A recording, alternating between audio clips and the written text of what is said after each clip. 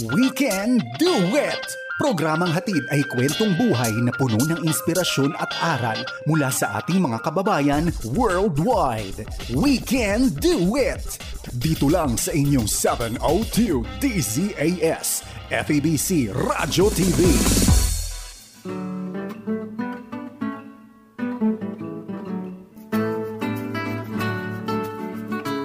Magandang araw po sa inyong lahat mga kaibigan. Ito po, lagi kami excited sa program dahil it's a storytelling. Ito ho yung gusto naming ibahagi sa inyo. You know, yung narrative ng Diyos sa buhay namin, sa mga guests natin, at sa narratives po ng mga listeners natin sa FEBC all around the globe. That's right. Kami pa inyong mga kaibigan, Jonathan Mortiz at Ate Maru Cepeda Javier dito sa ating programang We Can Do It! At yan, para alam tayong mo, kumakanta. Oo nga. Kasi duet yun. Mamaya magkakwartet tayo sa mga guests. Oo nga. Sabayin natin sila.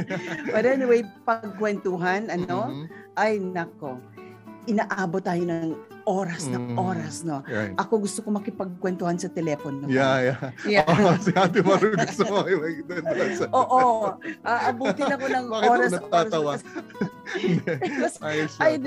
I just love to listen to stories of people. Right. Kasi hindi lang na-entertain ako, but I learned from the life of the person na kausap ko. Yeah.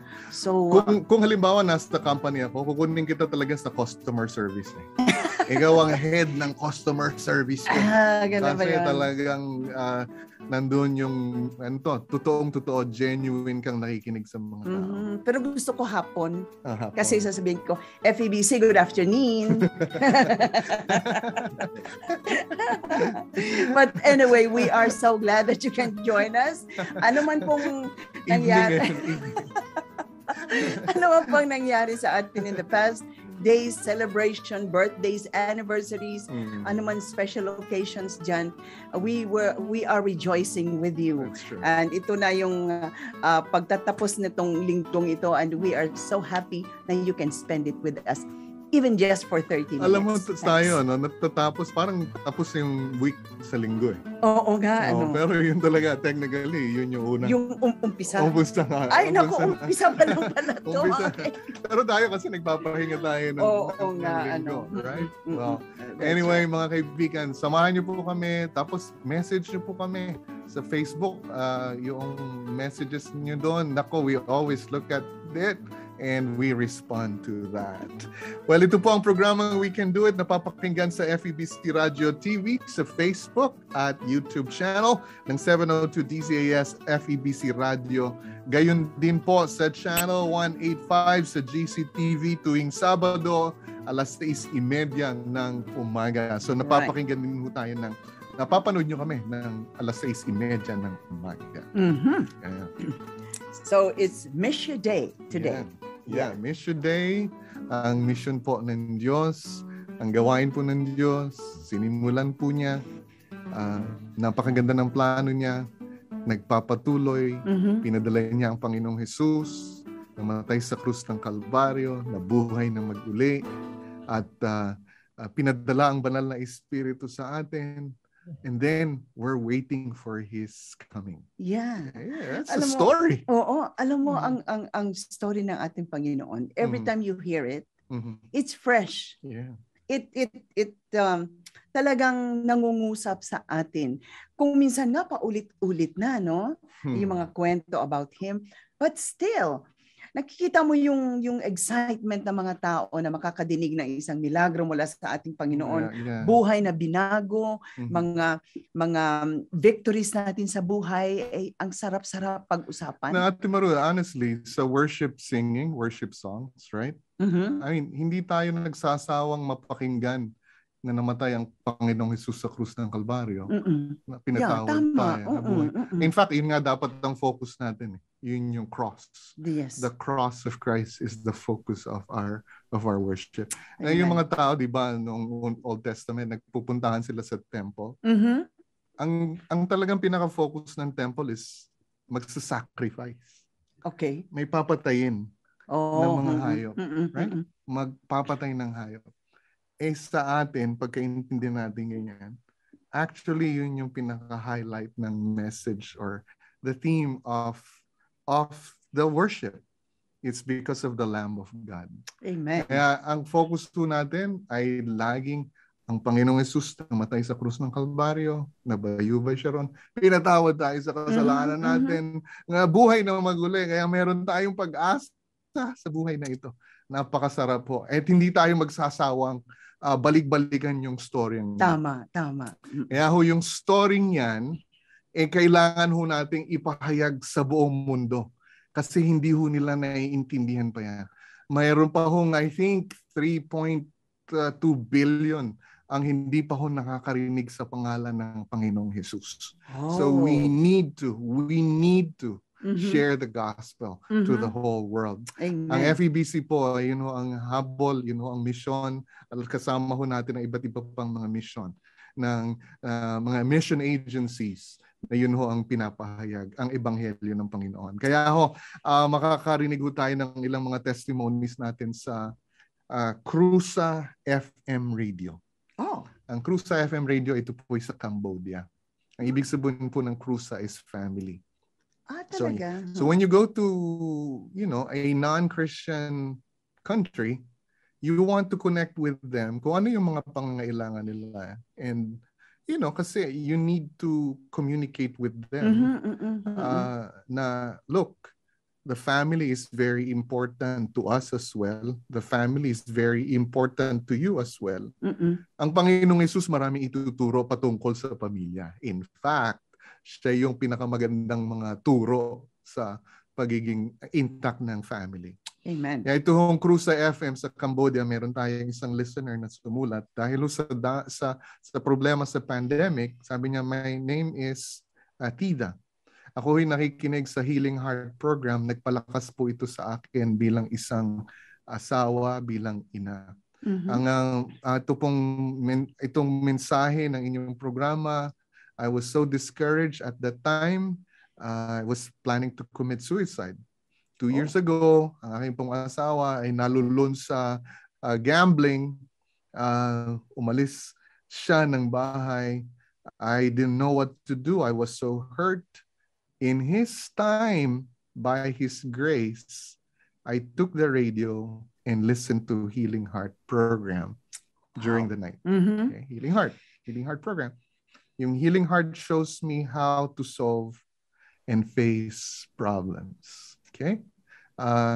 Definitely, nakipag-usap na rin ho siya sa mga staff natin sa Cambodia. At nagpapasalamat siya sa Panginoon sa patuloy na pananalangin niya sa kanyang asawa. Ganun din po. Kasama niya yung staff natin na nanalangin ay nanumbalik yung kanyang asawa. So meron hong pag-asa sa Panginoong Hesus. Amen. Ito po sa Cambodia. During naman po, we're still in the pandemic season. God, Lord, help us matapos na ito. Sana. Ito yung prayer natin. But still, once we're here, marami yung ginagawang napakaganda ang Panginoon. Ngayon, nagkakakitaan na tayo sa technology. Pero ito hong Cruza FM, sabi niya, this is my favorite channel. Pangalan naman niya si Ben Sitha. At the COVID-19 pandemic time, I paid more attention listening to the program every day. Yun ho ang nakita natin sa FEBC radio and also yung ating mga social media channels.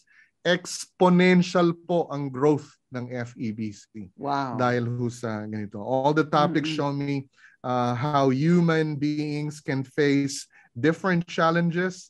I got joy so much to understand yung biyaya ng Diyos na nagbigay sa akin ng bagong buhay kay Kristo. Kaya sabi nga natin marunong, lagi natin sasabi yung krus ng Kalbaryo, yung kapatawaran niya, yung pagkabuhay niya ng magduli, yun yung i-focus natin. Kasi yun yung pinakamensahe na hinahanap ng mundo. Yeah. I-explain lamang ho natin yun. Definitely, hingi tayo ng tulong sa Diyos. Paano natin ito ma-communicate well sa different cultures, different language group, different people groups. Kaya ako nandiyan ng FEBC. Okay. Panalangin niyo ang ministeryo ng FEBC as we reach to more than 145 languages all over the world, preaching the gospel of Jesus Christ. Yeah, that's true. Kaya marami ang na-lockdown sa bahay, sa loob ng bahay. And marami nagsasabi, ano pa bang gagawin ko? But then if you have a radio or anong gadgets meron ka, just tune into 702 DZAS at marami pong mga magagandang programa kayong mapapakinggan. Mga kaibigan, we can do it po. Mga 3 billion pa rin ho ang di pa nakakarinig ng pangalan ng Panginoong Jesus, but we can do it. You can do it. We can do it. Really, we can do it too. You can do it. We can do it. Really, we can do it too. Yeah, we can mo natin do it. Nako, mabigat ito. Oo, mabigat itong ating guest ngayon. Dalawa. We are so blessed. Overblessed talaga. Overblessed. Ang ating guest ngayon, ang special guest natin ay mag-asawa. Partner in crime, partner in the Lord, partner in the ministry. Unahin ko ang ladies first. Oh, sige, no? Ladies first daw eh. Siya po ay isang CPA certified public accountant, ang kanyang profession. Former Commission on Audit State Auditor for 13 years.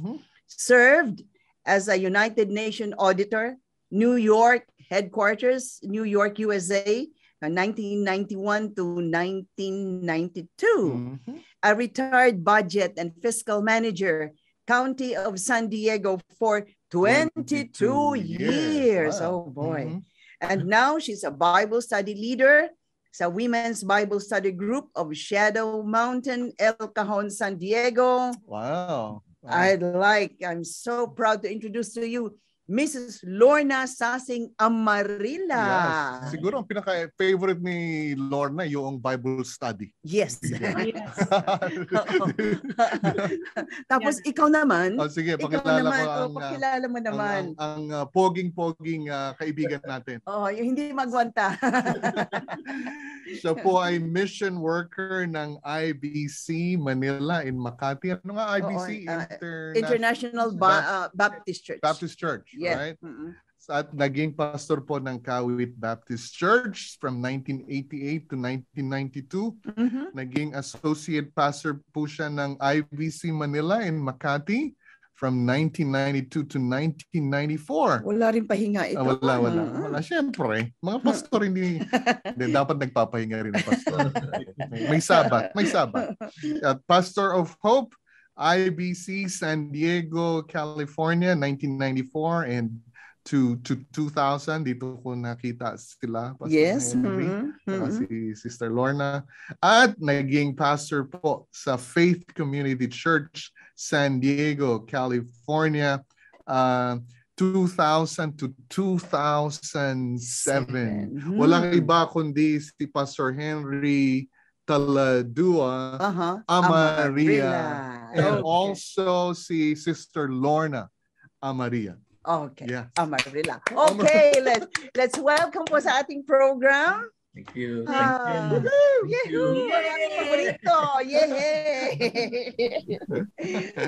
Pastor, welcome. Sister Lorna, welcome sa ating program We Can Do It. Kamusta naman ang buhay? Ay, mabuti naman. By the grace of God, in this pandemic time, we're good, we're fine. Yeah, God is good. Yeah. We thank you, Tan and Ate Maro, for having us, inviting us. And medyo nga mabigat kami kasi medyo sa pandemic, walang ginawa eh. Literal ba yan? Oo nga eh. Ano na ba kayo? Retired na ba kayo? O anong, kwentuhan nyo kami, anong mga buhay-buhay? So, I retired 3 years ago from the County of San Diego, as you mentioned, after 22 and a half years of working.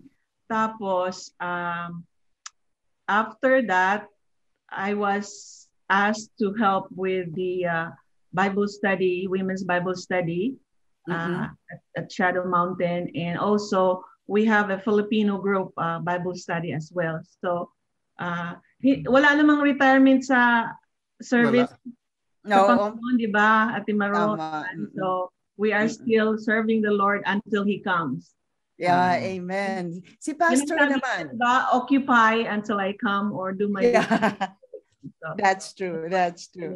Yeah. Pastor, ikaw naman, Pastor. Alam ko na yung Filipino group is merged into the main church, no? Yeah.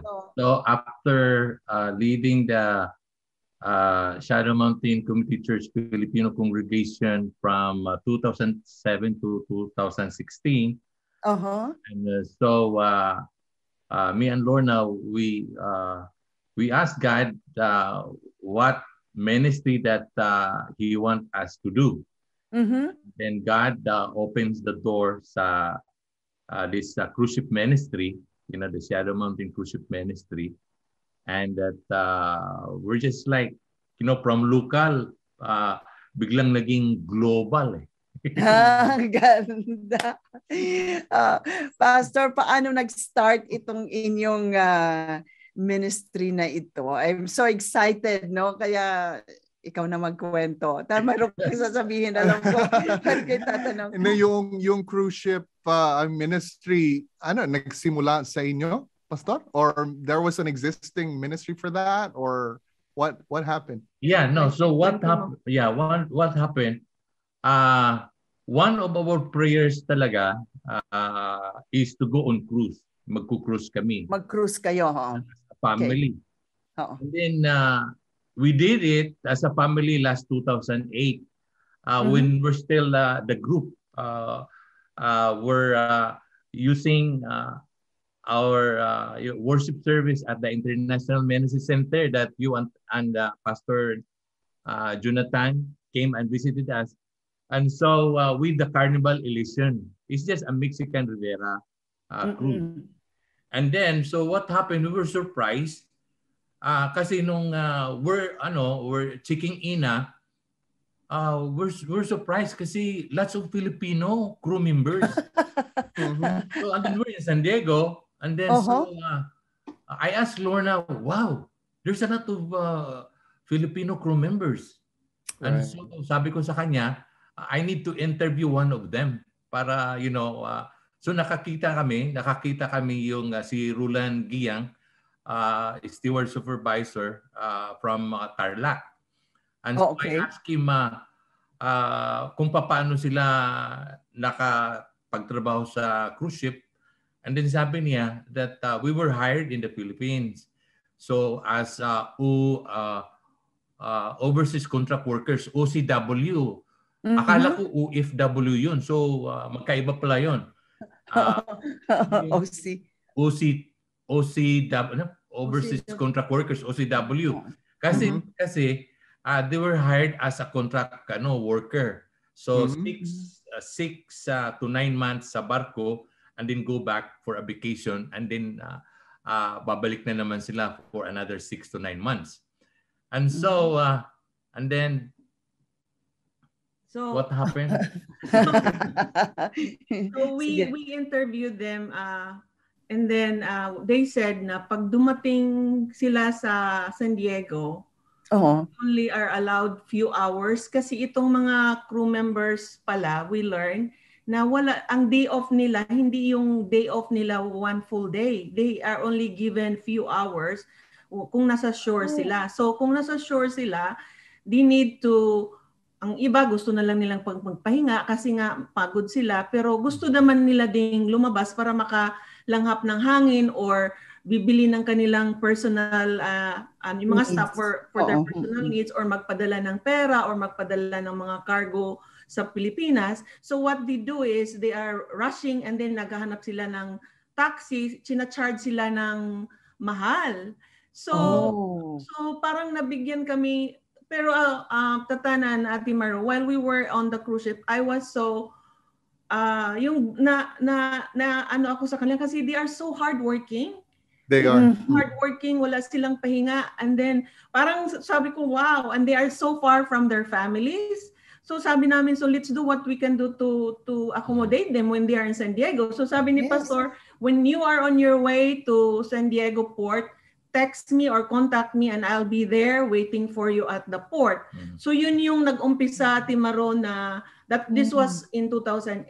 So sinusundo niya, and they are so happy kasi nga, hindi na sila magbabayad sa taxi and mabilis yung biyahe nila, hindi sila nag-aantay kasi nga they are rushing and they are a lot of things at that time. So, but then yung Carnival Elation, they stopped coming to San Diego because there was an issue about safety during the Mexican cartel, stop yun. And so we were not doing it at that time. So na-stop din yun. So, but then, 2000, nung nag-merge na kami sa Shadow Mountain, sabi ko sa kanya, why not, kasi we have time, why not revive yung naumpisahan natin in 2008? So sabi ni Pastor Henry, so anong gagawin natin? Mag-cruise tayo ulit? Sabi ko, hindi pwede.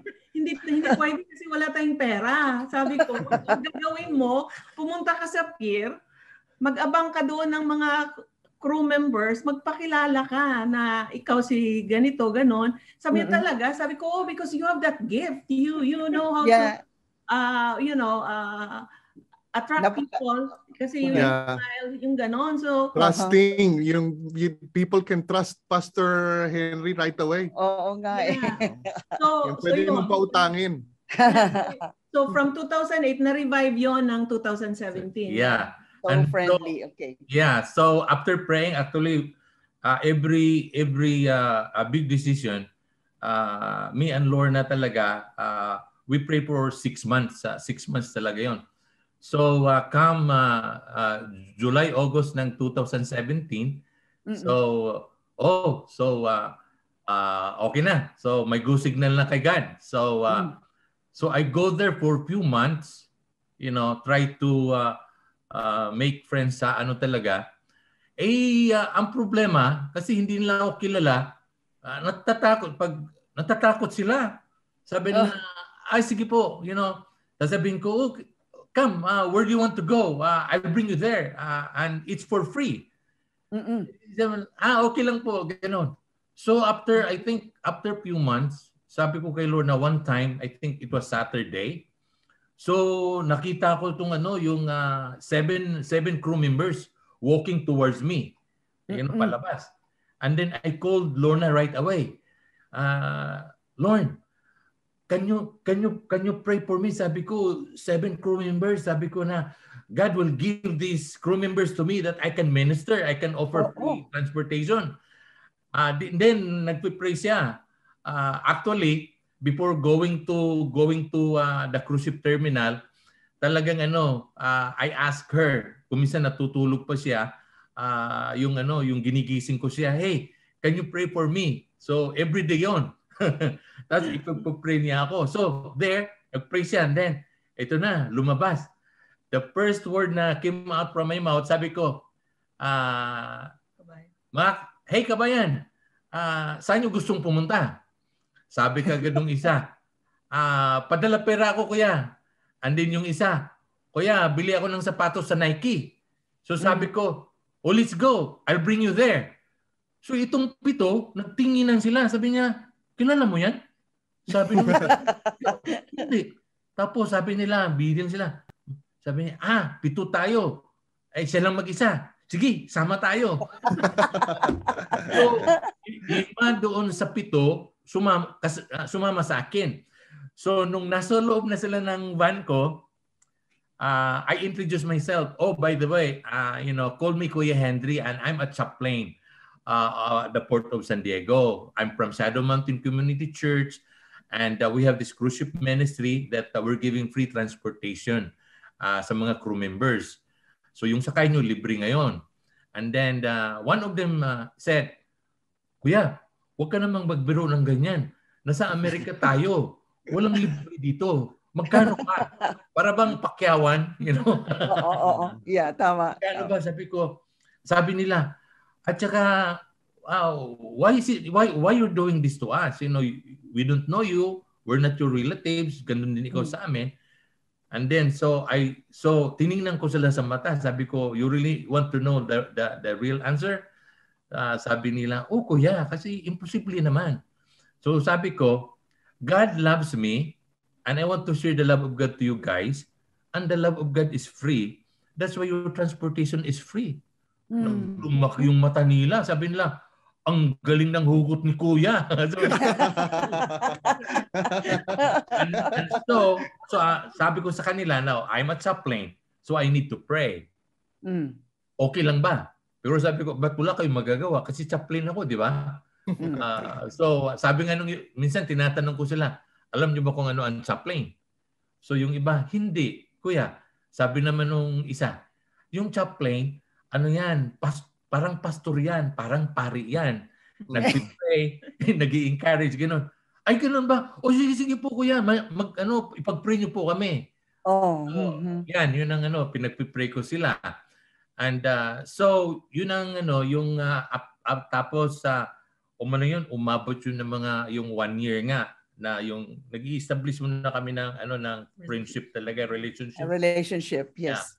And then one morning na yung pasok na yung 2018.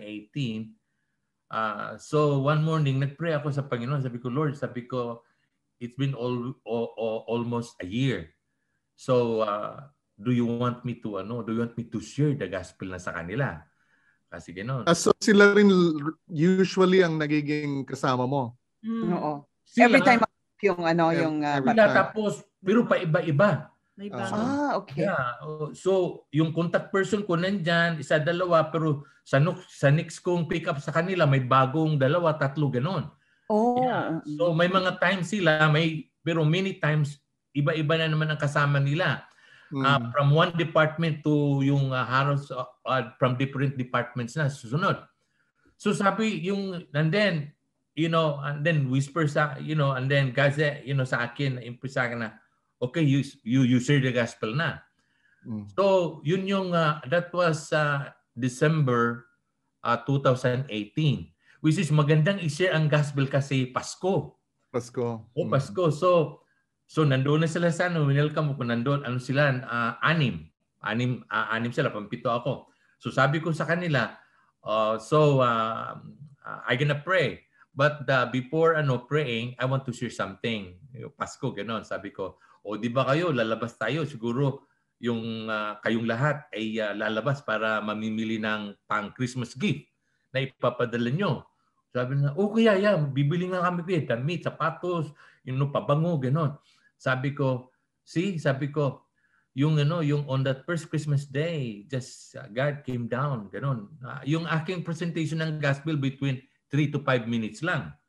So, ang sabi ko sa kanila sabi ko, di ba mas maganda na kayo nagpaplano na kung anong regalong ibibigay niyo sa mga mahal niyo sa buhay? How about, planning to, give a gift, a Christmas gift to the Lord? Di, tinginan sila. Sabi nila, nga, pero paano kuya? How can we give our Christmas gift sa Panginoon? Sabi ko, you can.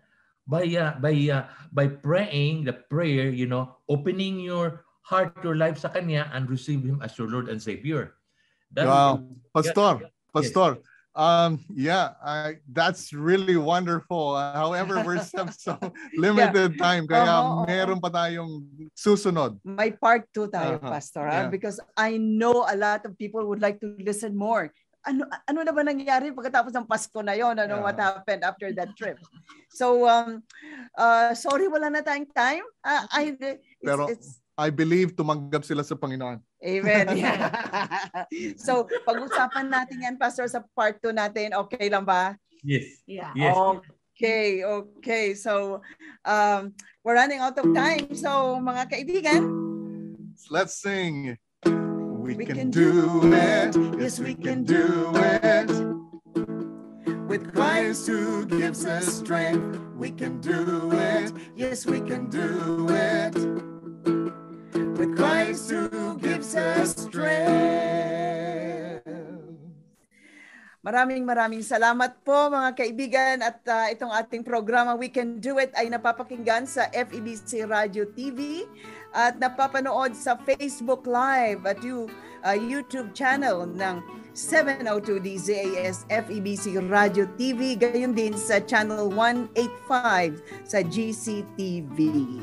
God bless you po. Oo, Pastor. Thank you. Bye-bye. Ulitin. And Okay. we'll see you again. Okay, thank you. God More bless. to come, more to come. More to come. Bye-bye. Bye-bye, Thank you. everyone. Bye-bye.